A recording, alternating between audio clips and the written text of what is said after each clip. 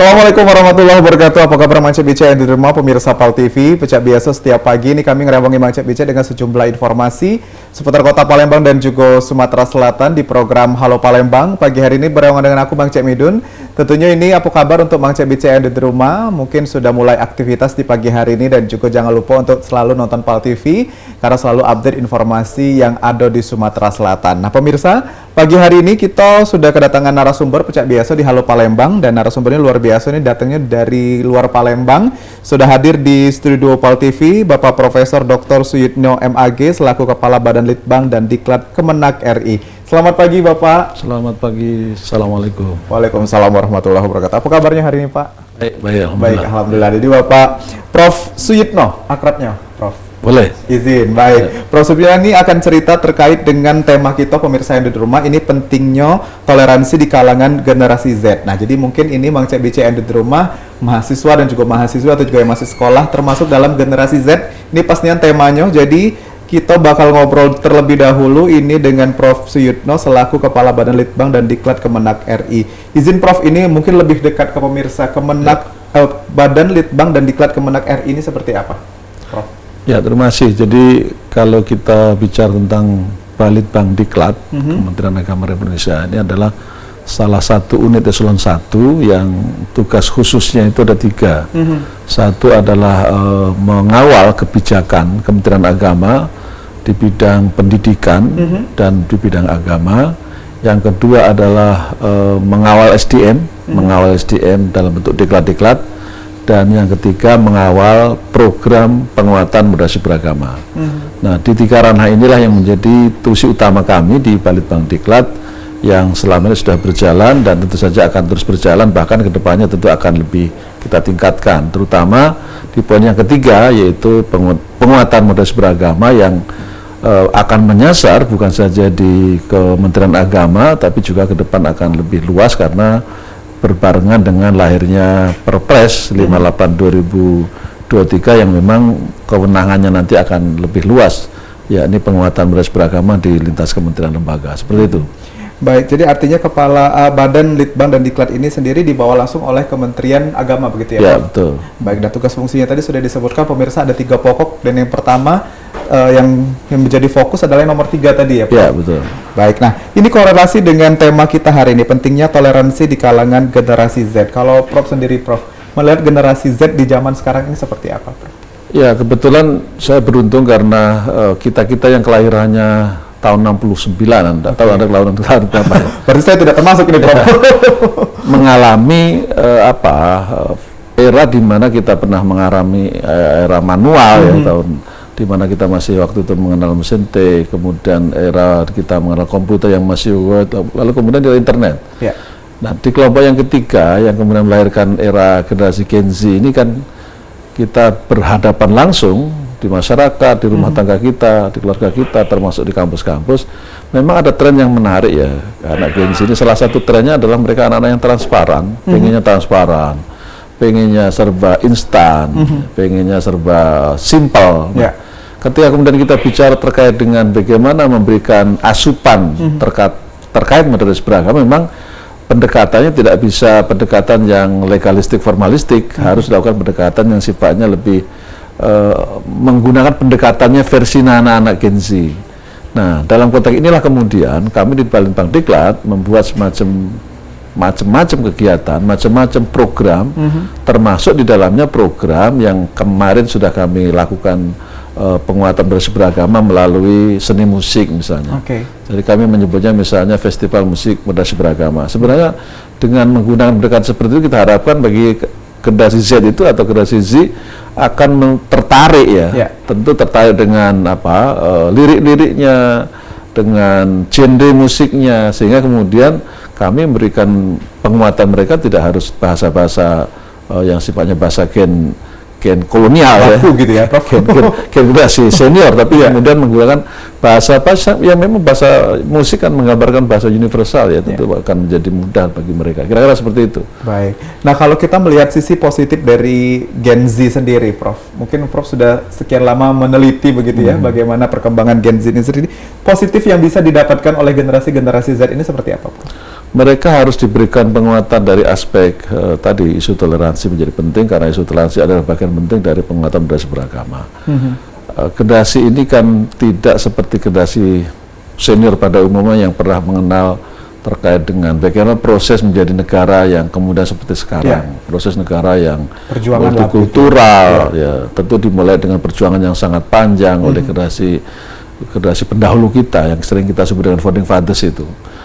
Kebetulan dalam transaksi pembelajaran di sekolah atau di madrasah atau di kampus, kadang-kadang mereka juga kurang asupan menu tentang itu, kurang. Nah, karena itu ketika kemudian kita memberikan penekanan penguatan budaya beragama yang salah satu isunya adalah pentingnya toleransi, mereka sejak awal memang harus diberikan asupan-asupan bagaimana seperti apa sih kehidupan toleransi bagi Gen Z. Salah satunya adalah membiasakan diri kita hidup yang inklusif, hidup yang menghargai perbedaan, hidup yang kemudian meskipun beda kita bisa mencari titik temu, titik persamaan. Jadi yang beda ya tentu biarlah dengan perbedaannya, yang sama jangan dipaksa beda, yang jelas beda jangan dipaksa sama, tapi mereka tentu punya varian-varian yang kemudian di antara kita semua bisa saling menghormati di apapun aspeknya, apakah itu aspek beragama, aspek menyangkut suku, bahasa, etnis dan macam-macam, karena keberagaman kita luar biasa ya. Itu yang kemudian menurut saya anak-anak muda lewat Gen Z, generasi Z ini memang harus terus-menerus ya diberikan penguatan supaya mereka sadar betul bahwa keberagaman bangsa ini harus kita anggap sebagai sebuah aset, sebagai potensi, bukan sebagai ancaman. Karena founding fathers kita telah meletakkan dasar-dasarnya itu. Nah, kita anak-anak yang generasi Z harus bagaimana merawat, kemudian pada gilirannya mereka bisa jadi role model, memberikan penguatan toleransi budaya beragama itu dalam perspektifnya mereka. Kira-kira seperti itu. Baik, nah kalau kita bicara tentang karakteristik Prof ini, kalau generasi Z ini adalah anak-anak yang lahir 97 sampai dengan 2000 begitu ya Prof. Nah kalau misalnya kita lihat karakteristik yang ada Gen Z yang sekarang sama yang dulu mungkin Prof tadi sudah bicara di era 60-an itu seperti apa perbedaannya Prof? Memang kalau bicara perbedaan, ya kebetulan saya mengalami itu karena saya juga punya anak yang seusia Gen Z atau generasi Z itu. Kita tahu kalau generasi pada zaman-zaman 60 seusia saya yang sekarang tentu umur 50-an itu generasi yang tidak sulit untuk diberikan semacam indoktrinasi. Masukan. Ya, jadi kalau diberikan pencerahan yang berbasis doktriner itu buat kita ya bisa menerima ya, cenderung bisa menerima. Tapi anak sekarang tentu tidak mudah. Anak yang sekarang kecenderungannya butuh dialogis ya. Jadi bukan monolog tapi harus dialog. Lalu kemudian kita yang generasi kolonial harus mau banyak mendengar. Berbeda dengan generasi dulu yang kita harus banyak ngomong. Semakin kita banyak ngomong, biasanya Gen Z akan semakin resisten. Nah, ini contoh-contoh yang kemudian suka tidak suka kita harus merubah pendekatan, menanamkan nilai-nilai moderasi beragama, toleransi kepada Gen Z supaya meskipun kemudian kita menggunakan pendekatan sifatnya bukan indoktrinasi, menggunakan bahasanya mereka, saya kira itu akan jauh lebih efektif ketimbang kita menggunakan bahasa kita. Jangan lupa, jadi kita bukan dia dan dia bukan kita. Sehingga kita harus belajar tentang dia. Itu yang penting. Kita dalam arti adalah kita yang generasi senior, itu harus banyak belajar dalam konteks bagaimana pola dan cara pendekatan mereka. Kita harus masuk. Nah, itu yang kemudian saya kira membedakan antara yang Anda sebut sebagai generasi terdahulu, generasi senior dengan generasi NZ sekarang atau Gen Z sekarang. Jadi memang kita sebagai generasi yang sudah duluan lebih lahir mungkin menjadi pendengar yang lebih baik begitu ya Prof? Salah satunya itu harus mau mendengar yang lebih baik. Mereka ini mengapa? Karena buat mereka inovasi itu bagian dari mereka, inovasi. Lah, bukan berarti generasi terdahulu tidak punya inovasi, tapi inovasi alanya Gen Z. Ini ya kata kuncinya adalah inovasi eranya anak sekarang. Jadi tentu dengan pola cara berpikir mereka yang seusianya itu berbeda dengan ala inovasi yang generasi sebelum-sebelumnya. Nah, itu yang maksud saya perlu didengar. Dengan mendengar saya kira akan efektif, kemudian kita bisa lalu kemudian jangan lupa mereka juga butuh diorangkan. Artinya diorangkan, dihargai sebagai sosoknya. Yang tidak kalah pentingnya sekali-sekali kita juga membaur dengan mereka, dengan talent mereka yang macam-macam itu, saya kira kita juga harus sedikit banyak membaur dalam arti mau bergaul dengan baik dengan mereka. Ya. Baik, nah itu dia mungkin sedikit tips begitu ya Prof, untuk mungkin generasi-generasi senior yang lagi nonton sekarang, bahwa memang Gen Z ini kadang-kadang memang perlu hanya didengar begitu Prof ya, dan kita mungkin adaptasi, jangan disamakan dengan zaman dulu dengan zaman sekarang, begitu benar nggak Prof? Saya kira iya, dan itu berlaku bukan saja dalam dunia pendekatan yang sifatnya bagaimana membangun relasi, tapi juga dunia pendidikan kita harus berubah. Betul. Dunia pendidikan kita harus berubah dalam arti bagaimana pendekatan pembelajaran, ya, metode penyampaian. Saya kira kalau kemudian kita tidak melakukan transformasi besar-besaran, akan hilang kesempatan yang mestinya terjadi pembelajarannya lebih fun, yang lebih rileks. Itu akan terjadi sebuah transaksi pembelajaran yang kaku, ya, yang cenderung rigid, dan itu bukan eranya. Sekali lagi, pembelajaran yang rigid, yang kaku, itu bukan eranya. Itu bolehlah, dulu kita pernah ditanamkan nilai seperti itu, tapi hari ini cara menanamkan nilai, apakah nilai kedisiplinan, nilai karakter, nilai moderasi beragama, tentu saja itu harus dilakukan dengan pendekatan yang lebih soft, yang lebih egaliter, yang kemudian mereka harus kita pandang sebagai memanusiakan manusia. Itu penting sekali. Dan mereka tidak bisa kita pandang sebagai kamu masih anak ingusan. Ya, betul. Justru semakin resisten. Ya. Semakin kita menggunakan bahasa-bahasa yang cenderung sarkasme, yang cenderung mengecilkan, itu anak Gen Z akan semakin resisten dengan kita. Nah, ini yang harus semua kita menyadari, terutama kami-kami yang tentu saja yang usianya di generasi senior, ya. Iya, betul. Jadi memahami dan juga mendengar lalu action begitu ya, Pak? Ya, action. Ya. Baik, nah kalau kita bicara tentang praktek toleransi untuk di kalangan generasi Z sendiri ini seperti apa yang ingin dilakukan oleh Badan Litbang sendiri?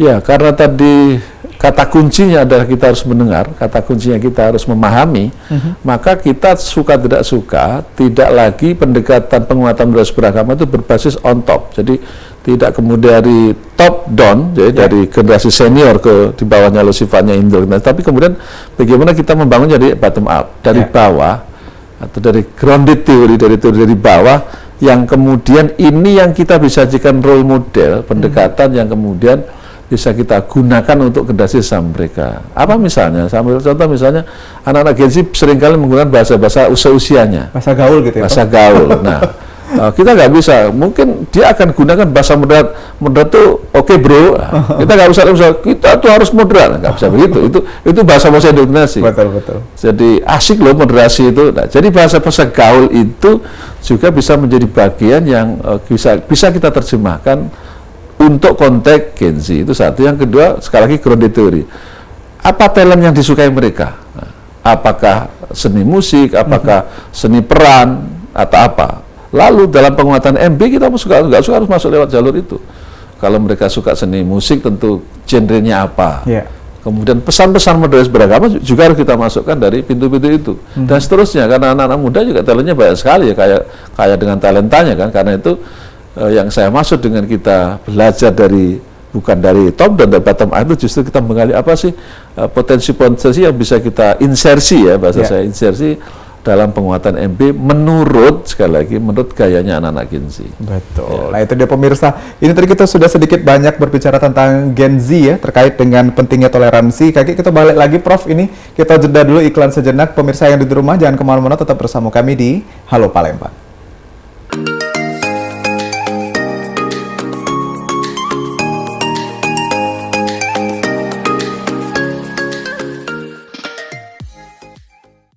Ya, terima kasih pemirsa, balik lagi kita di Halo Palembang, dan tentunya di segmen kedua masih bersama dengan narasumber kita ada Profesor Dr. Suyitno MAG, ini Kepala Badan Litbang dan Diklat Kemenak RI, yang tadi di segmen 1 ini kita sudah cerita terkait dengan pentingnya toleransi di kalangan generasi Z, dan juga tadi sudah dijelaskan juga oleh Profesor Suyitno ini terkait dengan Gen Z yang sekarang memang perlu didengarkan, dan juga beberapa aksi nyata yang dilakukan itu juga perlu kita pantau. Nah, kita kembali lagi ke topik kita ini Prof, terkait dengan pentingnya toleransi di kalangan Gen Z sendiri. Sejauh mana ini Prof, program-program penelitian dan juga pelatihan yang dilakukan oleh Badan Litbang Diklat Kemenak RI ini mencakup untuk aspek dari toleransi di Gen Z? Ya, pertama kalau terkait dengan penelitian, memang kita juga pernah melakukan beberapa kali riset ya, memetakan tentang peta Gen Z di Indonesia. Tentu saja bukan hanya faktor usia, tapi juga tren yang menjadi concern mereka apa. Yang tidak kalah pentingnya juga kita ingin memprofiling mereka. Yang menarik memang di antara temuan yang pernah kami lakukan itu tren Gen Z itu memang kalau kita lihat berapa sering mereka menggunakan media sosial sebagai sebuah pola hidup, gaya hidup ya, lifestyle itu mereka betul-betul mungkin menunya itu kalau seusia Anda pasti mungkin lebih dari kayak minum obat ya. Betul. Siang, ya malam, kita semua sangat bergantung dengan medsos. Itu artinya apa? Artinya pendekatan penanaman nilai-nilai toleransi, suka tidak suka kita harus jadikan medsos. Ya, medsos itu kan kalau kita sebut medsos luas sekali ya, Instagram, Facebook, Sosial dan media. kawan-kawannya. Betul. Kawannya banyak, bisa Twitter segala macam. Nah, artinya pendekatan kita dalam menginsersi moderasi beragama, toleransi itu ya harus lewat itu, lewat media-media sosial yang mainstream yang dimiliki oleh anak-anak Gen Z. Nah, hasil riset kami juga memberikan informasi mayoritas memang itu masih banyak gunakan Facebook ya, Facebook, kemudian di bawahnya ada Instagram, Twitter lebih sedikit, belakangan TikTok dengan YouTube agak mulai naik. Nah, beberapa media seperti itu di Balitbank Diklat menjadi concern kami, makanya kemudian kami membuat pelatihan-pelatihan misalnya tentang konten kreatif, yang tentu dari konten kreatif itu insersi tentang moderasi beragama, tentang pentingnya toleransi, itu terus kita tanamkan. Anak-anak muda harus tahu bahwa bangsa kita yang sangat multikultur, multiagam, keyakinan itu harus dibangun dengan toleransi. Karena kita dulu bangsa ini dilahirkan, dibangun oleh orang-orang yang sangat toleran. Betul. Bangsa ini menjadi besar, menjadi multikultur seperti ini karena dibangun oleh para pendiri bangsa ini sebagai bangsa yang toleran. Nah, anak-anak muda kita harus terus kasih insersi itu, tentu lewat tadi beberapa media sosial yang memang mereka berdasarkan hasil pemetaan kami, profiling kami, mereka sangat sering menggunakan media itu. Itu yang saya maksud dengan pendekatan bukan top down ya, tapi bottom up. Bottom up dalam arti karena mereka sangat dekat dengan media itu, maka pendekatan kita pola itu yang harus kami lakukan. Baik. Jadi tidak jauh-jauh dari sosial media begitu ya, Prof? Tidak jauh-jauh dari sosial media. Betul. Dan sekarang untuk Badan Litbang sendiri dan Diklat Kemenak RI, apakah sosial media ini menjadi senjata paling ampuh, Prof, gitu untuk promosi program, promosi dan lain sebagainya? Iya, karena itu kemudian di beberapa Balai Diklat yang menjadi bagian dari perpanjangan tangan kami di Balitbank Diklat itu kami sedang mendorong dan bahkan memberikan penguatan kepada mereka untuk masing-masing mereka harus punya studio mini podcast ya, supaya kemudian mereka bisa membuat konten-konten kreatif terkait pelatihan, terkait tadi juga penguatan moderasi beragama, terkait dengan bagaimana menanamkan penguatan karakter toleransi, supaya apa? Supaya pesan-pesan kita tuh segera sampai ya. Pesan-pesan kita pentingnya moderasi beragama, pentingnya isu-isu toleransi itu segera sampai kepada anak Gen Z ini. Kalau tidak, kalau kemudian kita tetap legal formal, tetap face to face, tatap muka dalam bentuk legal pelatihan penataran, saya kira memang sampai, tapi ibarat satunya pendekatannya kilat khusus ya, yang satunya manual. Ini kan tidak sampai-sampai, lama sekali. Bahkan mungkin bisa jadi delay kan. Delay tidak sampai-sampai. Nah, karena itu pendekatan kita suka nggak suka harus menggunakan cara lifestyle-nya anak-anak Gen Z. Baik. Nah, ini juga ada beberapa kendala begitu, Prof. Kalau kita melihat dari sosial media, ini kan sosial media menjadi dua ujung mata pisau. Yang satu bisa melukai begitu, yang satu bisa jadi senjata. Nah, kalau melihat yang terjadi di sosial media kan banyak konflik terjadi ini, Prof, dimanfaatkan. Jadi Gen Z ini sebenarnya harus apa dengan sosial media yang sebaik-baiknya ini? Makanya ketika kita bicara konten kreatif, tentu anak-anak kita, adik-adik kita harus terbiasa kita berikan penguatan pentingnya bermedsos yang wise, yang bijak. Dewasa begitu ya, Prof. Bijak tentu mereka harus bisa memilah dan memilih mana yang isinya provokatif, ujaran kebencian, itu pasti bukan konsumsi mereka. Dan mereka harus bilang no way dengan misalnya ujaran kebencian. Misalnya no way dengan intoleransi. Harus ada bahasa-bahasa yang memang menggunakan bahasa-bahasanya kaul mereka. Begitu ya, Prof. Mereka harus yang cool dengan moderasi, cool dengan toleransi. Dan mereka harus bisa memilah dan memilih itu, karena memang faktanya selayaknya juga seperti di dunia nyata pada umumnya pasti selalu ada dua pilihan ya. Selalu ada orang yang punya ini kelompok positif, ini ada kelompok negatif.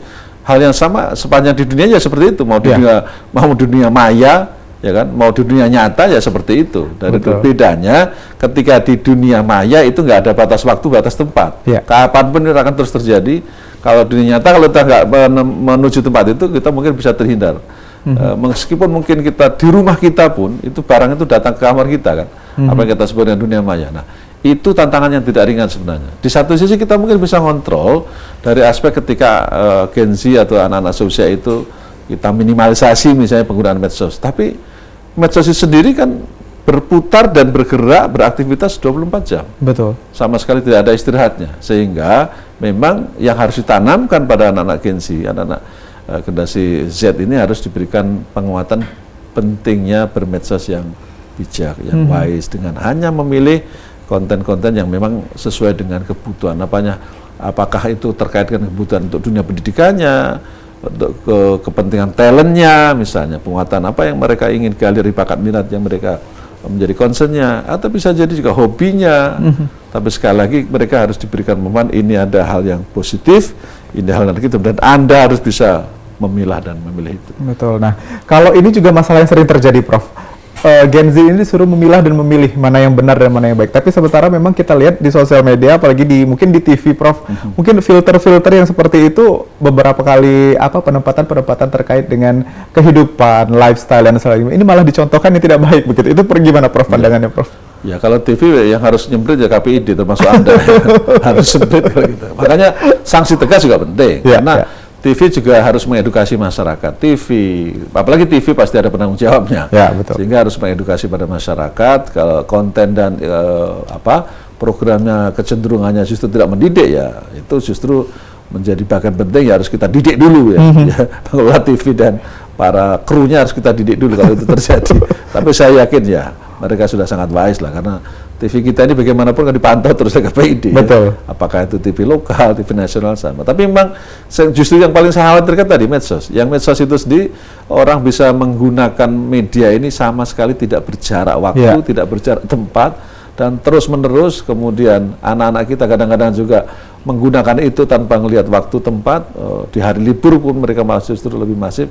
Nah, gimana cara ngimbangi ketika kemudian sekian banyak konten-konten masuk begitu derasnya ke medsos, maka cara ngimbanginya kita-kita yang punya kreativitas positif, ya, ini penting nih. Jadi ada positif creativity, maka mestinya kita juga ngisi konten-konten yang positif, kita masukkan ke medsos, sehingga nanti di dunia medsos itu akan terjadi perang.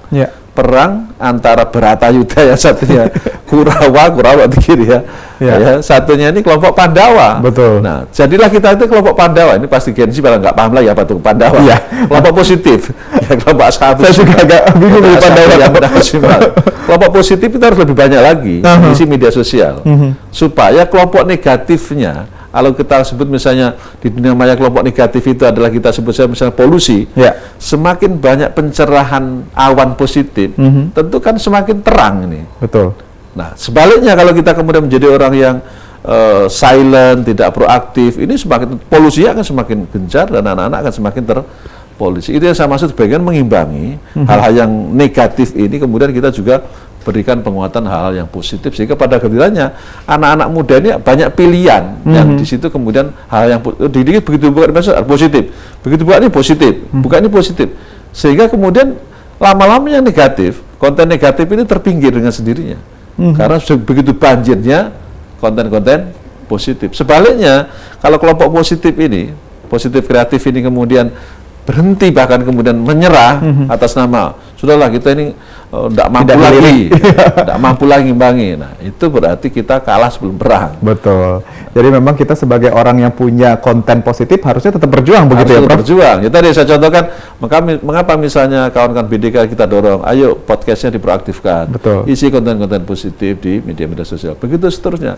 Sekarang kan semua kita bisa menjadi seorang penyiar, menjadi seorang host, menjadi seorang newsmaker, menjadi seorang pembuat media. Mengapa tidak mengimbangi itu? Kalau dulu kan yang bisa begini hanya TV mainstream, radio mainstream, ya, atau koran mainstream. Hari ini semua kita bisa jadi nulis di media sosial kita masing-masing, bahkan bisa kita viralkan. Artinya kita tidak boleh berhenti dan tidak boleh menyerah, bahkan harus terus-menerus merasa optimis untuk mengimbangi itu. Walaupun mungkin like-nya sedikit ya, Prof, dibanding dengan yang negatif ya, Prof. Itu tantangan kreativitas. Tantangan kreativitas itu memang dari dulu, dari sejak zaman Nabi Adam ya begitu. Jadi kalau hal-hal yang negatif biasanya nggak usah disuruh, pasti dia akan menjadi subscribe-nya tinggi, ya, Betul, setuju, tinggi, ya. setuju itu. Tapi kemudian tidak berarti, tidak berarti ketika kondisi alam mayanya seperti itu, lalu kita berhenti untuk ngimbangi. Jadi walaupun satu berbuat positif, itu tetap dicatat positif sampai kapanpun. Betul. Daripada tidak berbuat sama sekali. Betul. Daripada hanya berpikir ya, Prof. Dan belum apa-apa sudah menyerah. Baik, nah pemirsa di rumah, itu dia tadi obrolan kita di segmen kedua ini. Tentunya kita masih ada punya segmen lagi bersama dengan Prof. Dr. Suyitno MAG, Kepala Badan Litbang dan Diklat Kemenak RI. Jadi pemirsa jangan kemana-mana, tetap bersama kami di Halo Palembang.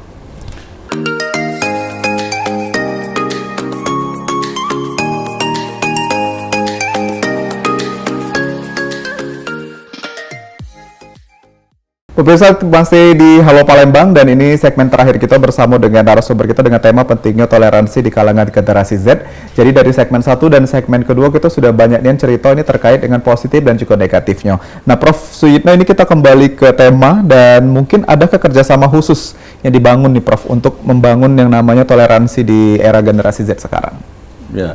Kalau bicara kemitraan, ya tentu kami selama ini sudah melakukan berbagai kemitraan baik dengan sesama kementerian dan belakangan yang justru sering kami jadikan mitra lembaga pendidikan. Betul. Dari mulai universitas tentu saja mitra utama kami, karena di tempat mereka lah ya generasi Z itu tentu saja rata-rata pasti di kampus ya, selain tentu lembaga pendidikan pada jenjang madrasah aliyah atau SMA. Sehingga karena petanya di sana, ya kami harus melakukan sebuah pendekatan dan program yang sasarannya itu adalah sivitas akademika, khususnya para mahasiswanya. Nah, itu satu. Nah, yang tidak kalah pentingnya, kami juga memastikan agar dengan pola pendekatan kampus yang mayoritas mahasiswa itu, mereka menjadi bagian penting, menjadi talent-talent kami juga untuk ngisi tadi media sosial yang dalam konteks podcast macam-macam, supaya akan lebih efektif ketika yang bicara untuk Gen Z adalah komunitasnya.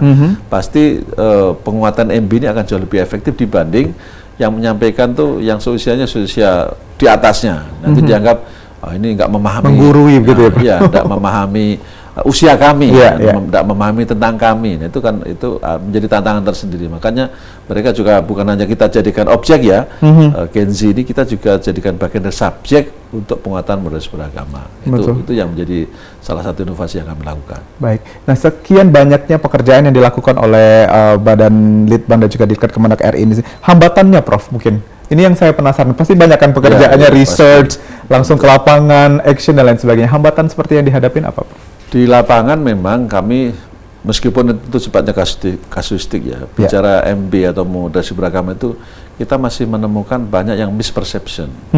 Seolah-olah ketika kami memberikan penguatan moderasi beragama, mereka yang memahami salah atau misperception itu dikiranya kita mencampur adukkan agama. Ini sesuatu yang menurut saya harus kita berikan terus informasi yang benar. Jadi kita bicara moderasi beragama itu sesungguhnya justru bahasa sederhana banget kok. Yang kita moderasi bukan agama, tapi berarti orang, ya, subjeknya. Orangnya mengapa orang? Karena orangnya kadang-kadang punya misperception, pemahaman yang keliru. Yang kita sedang kembangkan bagaimana orang yang beragama itu toleran. Anda harus meyakini agama Anda, tapi dengan keyakinan agama Anda itu bisa memberikan toleransi yang berbeda, membiarkan orang lain yang beragama berbeda. Nah, ini tantangannya yang tidak mudah. Kadang-kadang ya bukan mungkin yang misperception bisa karena pemahamannya yang tidak utuh, atau mendengar dari pihak-pihak yang justru dari bukan asli sumber aslinya, lalu kemudian menerjemahkan, memahami dengan perspektifnya sendiri. Nah, itu salah satu tantangan ya. Tantangan kami yang harus terus-menerus kita lakukan penguatan diseminasi.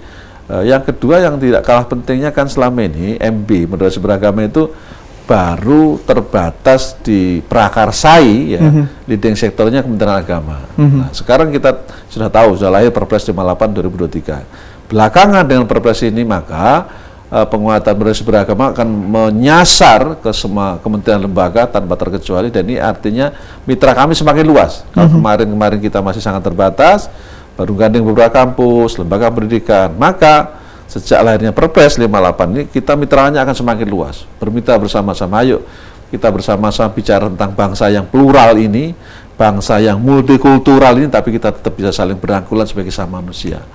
Kita bisa tetap saling toleransi, agama kita boleh beda, suku boleh beda, bahasa boleh beda, etnis macam-macam boleh beda, tapi kita tetap menjadi saudara sebangsa setanah air. Itu yang penting.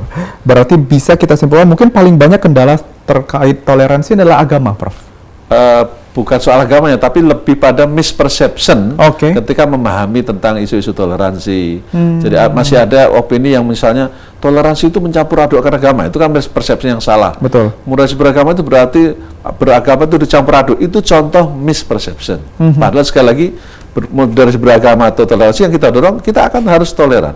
Beragama dengan agama kamu yang kamu yakini, tapi dengan yang kamu yakini tidak boleh kemudian menghakimi agama orang lain. Betul. Biarlah mereka tetap dengan agamanya, mengamalkan agama keyakinannya, kita tetap menghargainya, dan kita tidak saling menghakimi. Betul. Jadi karena kita juga bukan hakim. Ya. Jadi apapun agamanya toleransi nomor satu begitu ya, Prof. Ya. Karena memang diajarkan setiap agama pasti bertoleransi ya. Baik, boleh ini Prof, sebelum kita closing, mungkin himbauan untuk pemirsa yang ada di rumah terkait dengan pentingnya toleransi di kalangan generasi Z, mungkin khusus juga untuk anak-anak muda yang saat ini menonton. Silakan, Prof. Ya, tentu yang pertama saya ingin menyampaikan apresiasi kepada keluarga besar PAL TV ya. Sukses untuk TV lokal yang luar biasa. Amin. Nah, yang kedua tentu saya ingin mengajak kita semua, khususnya anak-anak Gen Z ya, generasi Z, bahwa Anda adalah calon pemimpin masa depan. Pemimpin bangsa ini tuntutannya adalah inklusif dan moderat. Mengapa? Karena bangsa kita plural, bangsa kita multikultural, bangsa kita beragam. Saya kira itu. Baik, itu dia himbauan langsung dari Profesor Dr. Suyitno MAG, Kepala Badan Litbang dan Diklat Kemenak RI. Terima kasih sekali lagi Prof. Suyitno sudah mampir ke studio PAL TV, sudah mengedukasi masyarakat juga khususnya generasi Z terkait dengan tema kita pentingnya toleransi di kalangan Gen Z atau generasi Z. Pemirsa yang di rumah, itu dia Halo Palembang kita hari ini. Jangan lupa terus saksikan Halo Palembang setiap hari dari jam 9 sampai dengan jam 10 cuma di PAL TV. Memang punya kita. Akhir kata, aku Bang Cek Midun dan juga kru yang bertugas mengucapkan terima kasih. Wassalamualaikum warahmatullahi wabarakatuh. Sampai jumpa. Kita masih Palembang Darussalam, Palembang kota kita, terkenal sungai Musinyo, terkenal dengan pempeknya, jembatan Ampera yang anggun, masjid agungnya yang cindo, menambah terkenalnya kota kesayangan kita.